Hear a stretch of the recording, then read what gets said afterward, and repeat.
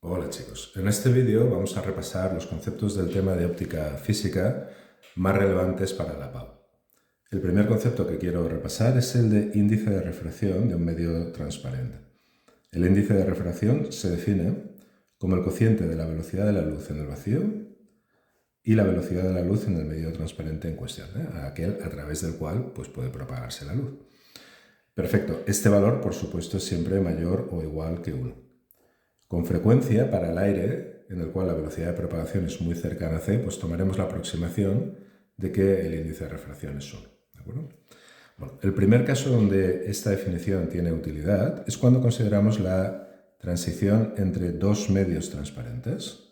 Vamos a dibujar la normal y el ángulo de incidencia, que es el que forma el rayo incidente, con esa recta que hemos denominado la normal.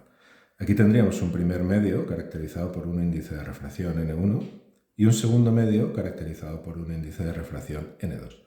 ¿Y qué es lo que va a suceder? Bueno, pues que va a cambiar la dirección de propagación de la luz. Por ejemplo, podría cambiar de esta manera, acercándose a la normal. Aquí tendríamos el rayo refractado. Hay siempre también un rayo reflejado, ¿vale?, que forma un ángulo con la normal que es igual al ángulo de incidencia, ¿vale? Es decir, el ángulo de incidencia y el ángulo de reflexión son iguales. Perfecto. Entonces, ¿cuál es la ley que nos permite calcular este ángulo de refracción? Pues es la famosa ley de Snell, que nos dice que el producto de N1 por el seno del ángulo de incidencia debe ser igual a N2 por el seno del ángulo de refracción. Perfecto, pues ya tenemos aquí una formulita extraordinariamente útil para la PAU. ¿Vale? Fijaros que si N2 es mayor que N1, el rayo se va a acercar a la normal. ¿Esto por qué es? Pues si N2 es mayor que N1, ¿de acuerdo?, tenemos que compensar con un seno de R que sea más pequeño que el seno de I. Eso obliga a que el ángulo R sea más pequeño que el ángulo I, ¿vale? ¿Cuál sería el caso contrario? Bueno, el caso contrario es aquel, es el invertido de este, ¿de acuerdo?, donde tenemos de nuevo un medio N1 y un medio N2. Pero ahora lo que vamos a tener es que N2 es más pequeño que N1. Sería, por ejemplo, agua y aire, ¿vale? Aquí sería aire y agua. Bueno, pues de nuevo dibujamos la normal, pero ahora en lugar de acercarnos a la normal, nos alejamos de la misma.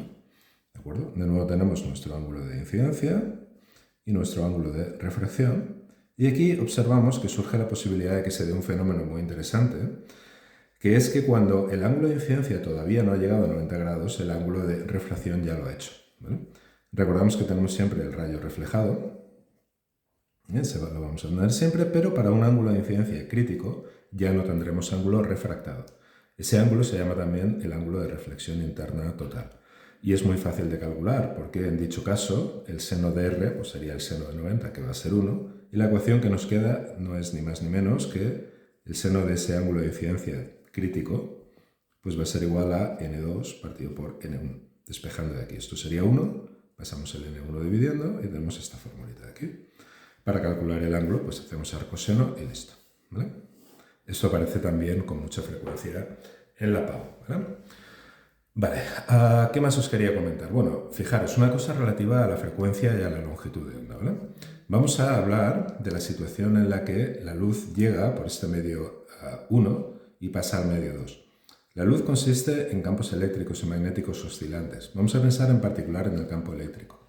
El campo eléctrico oscilará con una determinada frecuencia y cuando llega al segundo medio va a poner a los electrones a vibrar con esa misma frecuencia. De manera que la luz que se propaga en el medio 2 tiene la misma frecuencia que en el medio 1, que vamos a denotar simplemente por F. No vamos a distinguir ya que no hay ninguna diferencia, no ponemos ningún subíndice, ¿de acuerdo? Por otra parte, sabemos que las velocidades son distintas. Utilizando la ecuación fundamental de las ondas, que nos dice que la velocidad de propagación es la longitud de onda por la frecuencia, pues lo que vemos es que si despejamos de aquí la longitud de onda, que sería simplemente la velocidad de propagación partido por la frecuencia, al cambiar la velocidad de onda y no la velocidad de la luz, ¿vale?, y no la frecuencia, la longitud de onda debe cambiar, ¿de acuerdo? Vamos a considerar los dos medios y vamos a escribir la ecuación para cada uno de ellos, esta ecuación fundamental, que nos dice que V1 pues va a tener que ser igual a lambda 1, Os recuerdo que la longitud de onda debe cambiar, porque F no cambia, pero V sí, multiplicado por F. f sin más, la misma frecuencia aquí y aquí. En el segundo medio, ¿qué es lo que tenemos? Bueno, pues tenemos lambda 2 por f. ¿De acuerdo? Ahora dividimos una ecuación por la otra y lo que nos queda es que v1 partido por v2 tiene que ser igual a lambda 1 partido por lambda 2. ¿De acuerdo? Si ponemos aquí v1 como c partido por n1, podemos obtener una expresión en términos de los índices de refracción, que suele ser lo que nos dan en los problemas. ¿Vale? Las c se van a ir al dividir y n2 va a acabar en el numerador y n1 en el denominador. De manera que tenemos esta expresión de aquí que es bastante útil para los problemas, como os digo. ¿Vale? Pues estas son las fórmulas más importantes.